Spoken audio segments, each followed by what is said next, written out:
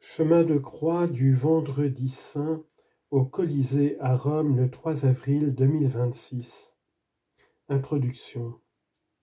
La Via Dolorosa serpente à travers les ruelles de la vieille ville de Jérusalem et nous fait parcourir l'itinéraire de Jésus depuis le lieu de sa condamnation jusqu'à celui de sa crucifixion et de sa sépulture, qui est aussi le lieu de sa résurrection. Ce n'est pas un parcours au milieu d'une foule pieuse et silencieuse. Comme à l'époque de Jésus, nous nous retrouvons à marcher dans un environnement chaotique, agité et bruyant, au milieu de personnes qui partagent la foi en lui, mais aussi d'autres qui se moquent et l'insultent. Telle est la vie de tous les jours. Le chemin de croix n'est pas le chemin de ceux qui vivent dans un monde préservé dans sa ferveur et de recueillement abstrait, mais c'est l'exercice de ceux qui savent que la foi, l'espérance et la charité doivent s'incarner dans le monde réel, où le croyant est continuellement mis en défi et doit continuellement faire sienne la manière d'agir de Jésus. Saint François d'Assise, dont cette année marque le 8e centenaire de la mort, décrit notre vie chrétienne en empruntant les paroles de l'apôtre Pierre. Il nous rappelle que nous sommes appelés à suivre les traces du Christ qui a appelé ami celui qui le trahissait et s'est offert spontanément à ceux qui le crucifiaient. Le Poverello nous exhorte à fixer notre regard sur Jésus. Considérons tous les frères, le bon pasteur qui, pour sauver ses brebis, a supporté la passion de la croix. En parcourant ce chemin de croix, accueillons donc l'invitation de saint François à suivre les traces de Jésus d'une manière qui ne soit pas purement rituelle ou intellectuelle, mais qui engage toute notre personne et toute notre vie. Offrez vos corps en sacrifice, prenez sur vos épaules sa sainte croix et suivez jusqu'au bout ses très saints commandements. Première station, Jésus est condamné à mort. De l'évangile de Jean.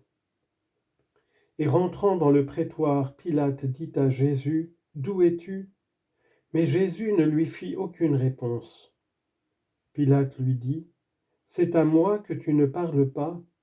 Ignores-tu que j'ai le pouvoir de te délivrer et le pouvoir de te crucifier » Jésus répondit, « Tu n'aurais sur moi aucun pouvoir s'il ne t'avait pas été donné d'en haut. C'est pourquoi celui qui m'a livré à toi a un plus grand péché. » Des écrits de saint François d'Assise.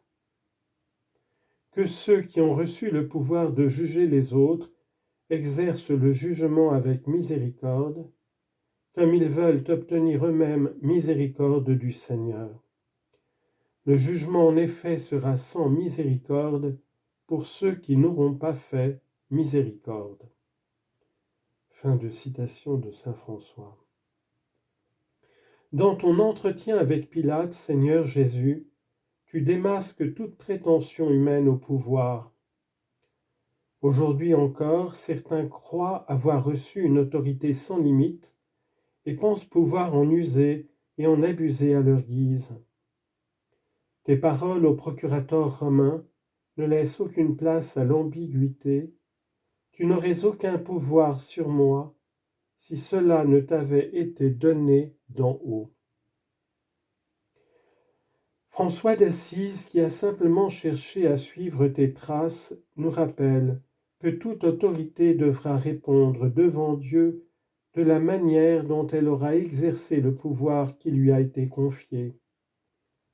Le pouvoir de juger, mais aussi le pouvoir de déclencher une guerre ou d'y mettre fin, le pouvoir d'éduquer à la violence ou à la paix, le pouvoir d'alimenter le désir de vengeance ou celui de la réconciliation, le pouvoir d'utiliser l'économie pour opprimer les peuples ou pour les libérer de la misère, le pouvoir de bafouer la dignité humaine ou de la protéger, celui de promouvoir et de défendre la vie, ou de la refuser et de l'étouffer. Chacun de nous est également appelé à répondre du pouvoir qu'il exerce dans la vie quotidienne. Toi, Jésus, tu lui dis, fais bon usage du pouvoir qui t'est donné, et souviens-toi que tout ce que tu fais à un être humain, surtout s'il est petit et fragile, tu le fais à moi. Et c'est à moi que tu devras en répondre un jour. Prions en disant, souviens-toi de moi, Jésus. Puisque tu t'identifies à chaque personne jugée, souviens-toi de moi, Jésus. Pour que je ne me laisse pas guider par les préjugés, souviens-toi de moi, Jésus. Pour que le véritable pouvoir soit celui de l'amour, souviens-toi de moi, Jésus. Pour que la miséricorde l'emporte sur le jugement, souviens-toi de moi, Jésus. Pour que le bien soit choisi même lorsqu'il coûte cher, souviens-toi de moi, Jésus. Deuxième station. Jésus est chargé de la croix. De l'évangile de Jean. C'était la préparation de la Pâque et environ la 6e heure. Pilate dit aux Juifs, « Voici votre roi. » Mais ils se mirent à crier, « Qu'il meure, crucifie-le. » Pilate leur dit, « Crucifierai-je votre roi ?» Et les princes des prêtres répondirent, « Nous n'avons d'autre roi que César. » Alors il le leur livra pour être crucifié. Et ils prirent Jésus et l'emmenèrent. Jésus, portant sa croix, arriva hors de la ville au lieu nommé Calvaire, en hébreu Golgotha. Des écrits de saint François.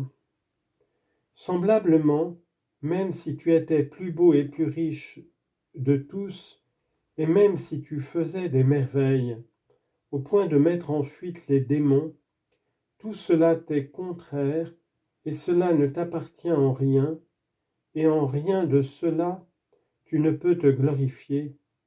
Mais en ceci, nous pouvons nous glorifier, dans nos infirmités, et de porter chaque jour sur notre dos la sainte croix de notre Seigneur Jésus-Christ.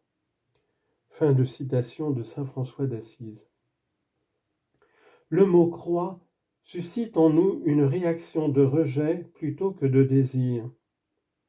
Il est plus facile que naisse en nous la tentation de la fuir plutôt que l'envie de l'embrasser. Jésus, je suis sûr qu'il en était de même lorsque la croix a été chargée sur tes épaules.